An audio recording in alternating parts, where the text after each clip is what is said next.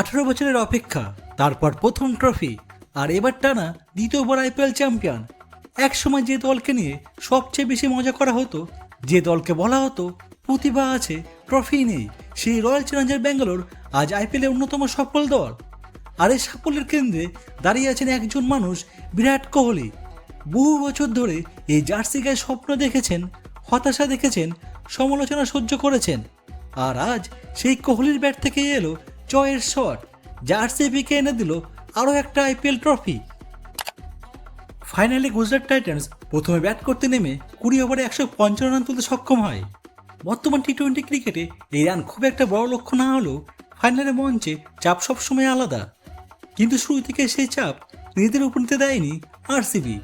বিরাট কোহলি এবং ভেঙ্কটেশ আয়ার এমন এক আত্মবিশ্বাসের সূচনা করেন, যা ধীরে ধীরে ম্যাচটাকে ব্যাঙ্গালোর নিয়ন্ত্রণে নিয়ে আসে।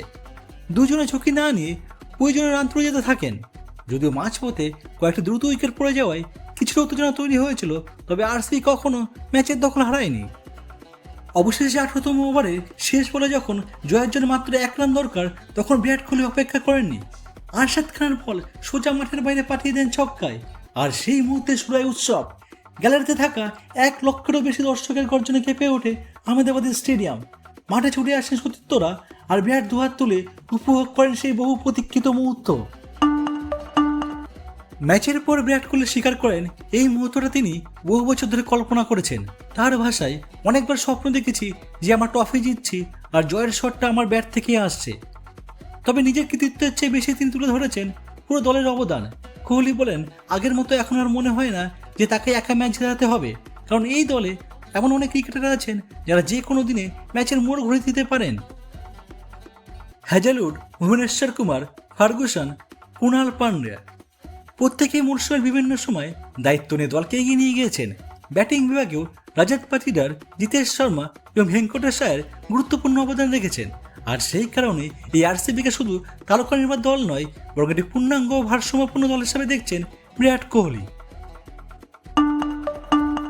তিনি আরও বলেন, গতবারের তুলনায় এবার দলের উপর চাপ অনেক কম ছিল, কারণ সবাই জানতো এই দল কি করতে পারে।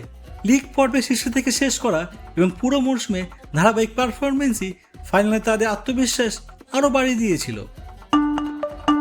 একসময় আরসিবির পরিচয় ছিল অসম্পূর্ণ স্বপ্ন, ব্যর্থ ফাইনাল আর অপূর্ণ প্রত্যাশা। কিন্তু গত 2 বছরে সেই গল্পটাই বদলে গেছে। এখন তারা শুধু জনপ্রিয় দল নয়, তারা ধারাবাহিক চ্যাম্পিয়ন।